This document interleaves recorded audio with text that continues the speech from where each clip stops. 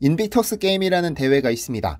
2014년 영국의 해리 왕자가 창설한 게임으로 대회 참가자는 전 세계 상위 군인, 즉 전쟁이나 임무를 수행하던 중 몸을 다쳐 심각한 부상을 입은 이들이 참가 대상입니다. 2014년 영국을 시작으로 미국, 캐나다, 호주, 네덜란드 등에서 개최됐고 올해 대회는 독일 디셀도르프에서 9월 9일부터 개최됐죠.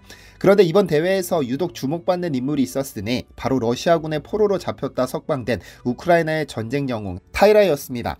그녀는 러시아와의 전쟁에 참전했다가 러시아군에 잡혀 포로가 됐었는데 전 세계 언론이 석방운동을 펼친 끝에 가까스로 풀려나 대회에 참가할 수 있었죠.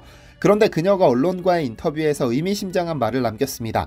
러시아가 우크라이나를 침공한 건 과거 한국전쟁 때 북한이 한국을 침공한 것과 비슷하다. 러시아의 배신으로 무고한 사람들이 피해를 보고 있다. 한국인들이 우크라이나 상황을 그렇게 더 잘 이해할 것이라고 본다.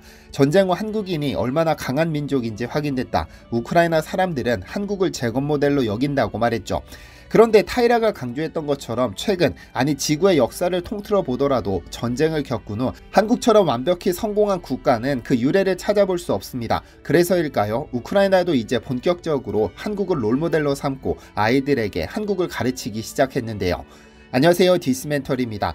러시아 우크라이나 전쟁은 도저히 끝날 기미가 보이지 않습니다. 이런 포화 속에서도 다음 세대를 위한 교육은 포기할 수 없는 것이라 두 국가 모두 교육 개정안을 발표했습니다. 우선 러시아의 경우 지난 8월 7일 모스크바에서 기자회견을 열고 16세, 17세를 대상으로 하는 새 역사교과서를 발표하면서 교과서 개정은 특별 군사작전의 목표를 학생들에게 교육하기 위한 것이라며 특별 군사작전이 끝나고 우리가 승리한 후 교과서를 추가로 보완할 계획이라고 말했습니다. 러시아 언론에 따르면 새 교과서에는 우크라이나 침공을 정당화하는 푸틴의 주장이 대거 반영된 것으로 보이는데 미국과 나토 등 서방이 러시아를 불안정하게 만들기 위해 우크라이나를 러시아에 대항하게 했다고 설명하고 있습니다. 이렇게 개정된 교과서는 올 9월 1일부터 모든 학교에 배포된 상황으로 내년에는 더 어린 학생들을 위한 새 역사교과서를 발행할 계획이라고 하죠. 말 그대로 교과서를 통해 러시아 전쟁의 정당성을 교육하겠다는 것이죠. 참 안타까운 이야기입니다. 그런데 러시아만 교과서를 개정한 것은 아닙니다. 러시아로부터 침공당한 우크라이나 역시 교육 개정안을 발표했는데 전쟁통에 아이러니하게도 한국을 교과서에 싣기로 했죠. 아이들은 학교에서 배우는 교과서를 통해 정보를 흡수하고 세상을 바라보기 때문에 교과서에 한국 이야기가 실린다는 것은 상당한 의미를 갖는데요. 작년 9월 20일 우크라이나 주재 한국대사관은 우크라이나 교육과학부가 한국 발전상에 대한 내용을 세계지리 10학년과 세계 역사 11학년 교육과정에 포함하도록 교과서 서술 지침을 변경했다며 이를 홈페이지에 공지했습니다. 그간 우크라이나 교과서에는 아시아 국가 중 중국, 일본, 인도와 관련된 내용들이 있었는데 이번 새 변경 지침에 따라 한국과 관련된 내용이 처음으로 포함되었고 위 3개국과 동일한 비중으로 다루기로 했죠. 이에 우크라이나 현대화 연구소의 교과서 적격 심사와 현지 교사들의 온라인 투표를 거쳐 정식 교과서로 채택되어 올 5월 21일 출간됐는데요. 새 교과서에는 총 9쪽 분량을 할애해 한국이 국가의 보완적 개입을 통한 자본 축적 혼합 경제 모델로 전후 전례 없는 경제 성장을 이룩했다며 한강의 기적을 소개했습니다. 그러면서 서울을 싱가포르, 홍콩, 도쿄, 두바이, 상하이와 함께 아시아 최대 금융중심지로 부산을 아시아 최대 항구 중 하나로 지도에 표시했죠.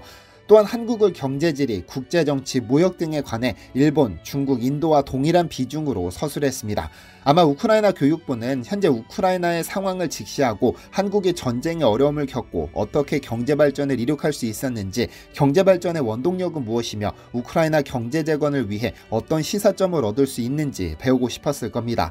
왜냐하면 한국은 지구 역사상 처음으로 전쟁을 겪고 가장 빠른 기간에 재건에 성공한 국가니까요. 실제로 우크라이나는 향후 국가재건의 목표로 한국을 꼽고 있습니다. 우크라이나 정부가 발표한 재건 계획 중 기업 친화적 제도 개선과 관련된 내용에도 한국이 주요 사례로 꼽히기도 했죠. 그런데 한국은 실제로 우크라이나 전후 재건 사업에 발벗고 나섰습니다. 얼마 전 신한투자증권은 채워지는 반등의 조건, 재건시장이라는 보고서를 발표했습니다. 보고서에 인용된 세계은행, EU, UN, 우크라이나 정부 등 공동조사단의 조사에 따르면 지난해 2월 전쟁 발발 후 1년간 우크라이나의 인프라 직접 피해 규모는 1347억 달러에 달한다고 하는데요. 이는 운송, 주택, 에너지 및 자원 채굴, 사회보장, 폭발물 위험관리, 농업 등 영역의 복구 비용을 전부 포함한 규모입니다. 2033년까지 향후 10년간 전후 복구에 필요한 비용은 약 4,106억 달러로 추산되며 시기별로는 단기적으로 필요한 비용이 1,280억 달러, 중장기적으로 소요되는 비용이 2,826억 달러일 것으로 추정됩니다. 그런데 문제는 아직도 전쟁이 끝나지 않았다는 점입니다. 그래서 우크라이나는 전쟁이 끝나면 한국이 걸어온 길을 답습할 계획을 갖고 있으며 실제로 대한민국이 나섰고 첫 스타트는 대통령이 끊었습니다. 지난 10일 인도 뉴델리에서 열린 주요 20개국 정상회의에서 총 23억 달러 규모의 우크라이나 재정 지원 계획을 발표한 것이죠.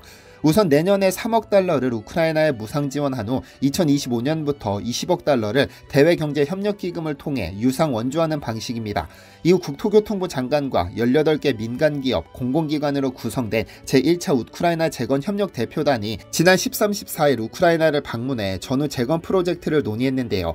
이 방문을 통해 한국 기업들이 참여할 6대 프로젝트를 확정하는 성과를 거뒀는데 키우 교통 마스터 플랜, 우만시 스마트 시티 마스터 플랜, 보리스필 공항 현대화, 부차 하수 처리 시설, 카오우카 댐 재건 지원, 철도 노선 고속화 등입니다. 시장에서는 한국이 참여할 기회를 520억 달러로 잠정 추산하고 있습니다. 우크라이나 정부가 한국 정부에 제안한 200억 달러 규모의 5,000개 재건 사업과 소형 모듈 원전, 공항 재건, 건설기계, 철도 차량, IT 등 민간이 참여하는 사업을 전부 합친 규모입니다. 일례로 우크라이나 건설기계 시장의 20%를 점유 중인 HD 현대사이트 솔루션은 향후 5년간 건설장비 6,000대를 공급할 계획을 세워뒀습니다.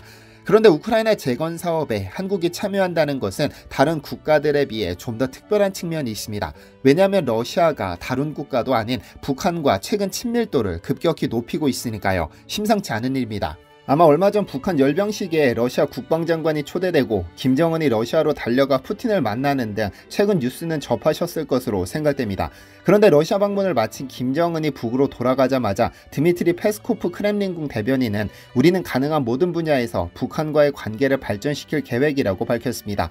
대변인은 북한은 우리 이웃이라며 김 위원장의 이번 방문에서 많은 일이 있었다며 블라디미르 푸틴 대통령이 김정은의 극동 방문과 관련한 자세한 내용을 보고받았다고 전하기도 했죠. 김정은은 지난 9월 10일 평양을 떠나 러시아로 향했으며 푸틴 대통령과는 3일 뒤 13일 러시아 아무르주 치올콥스키에 위치한 보스토치니 우주기지에서 정상회담을 가졌습니다. 또한 러시아 하바롭스크주 콤소몰스크나 아무레에 위치한 유리 가가린 공장에 들러 수호이 35, 수호이 57 전투기 조립 공정을 둘러보고 시험 비행을 지켜보기도 했죠.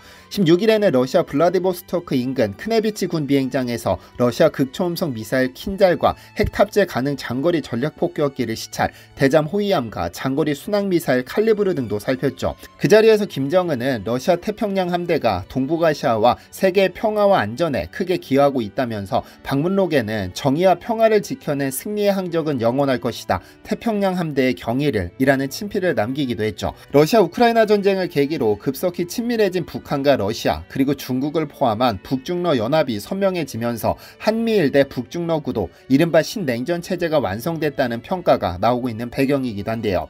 우크라이나 재건 사업에 참여하면서 우리는 상당한 이익을 얻을 수 있는 상황입니다. 우선 재건 사업 참여에 따른 경제적 효과로 최대 2,000조 원 규모로 추산되는데 얼마나 많은 프로젝트를 맡느냐에 따라 경제적 반사이익도 상당할 겁니다. 추가적으로 희소자원 확보라는 커다란 메리트도 있습니다. 젤렌스키 대통령은 2차 전지의 핵심 소재인 리튬 광산을 한국과 공동으로 개발하는 구상을 내놓기도 했었죠.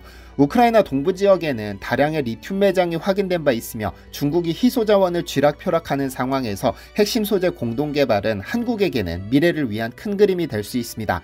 단순히 한국이 희생을 강요당하는 것이 아니라는 의미입니다. 만약 이 재건 사업으로 우크라이나식 한강의 기적을 만든다면 이젠 기적이 아니라 우리 대한민국의 실력이자 능력이라고 당당히 말할 수도 있을 것 같습니다. 시청해주셔서 감사합니다. 디시멘터리에서는 여러분의 제보를 기다립니다. 제 채널에서 다뤘으면 좋겠는 뉴스 또는 널리 알려졌으면 하는 영상은 디시멘터리 네이버.com으로 보내주시면 소중히 제작하겠습니다. 시청해주셔서 감사합니다.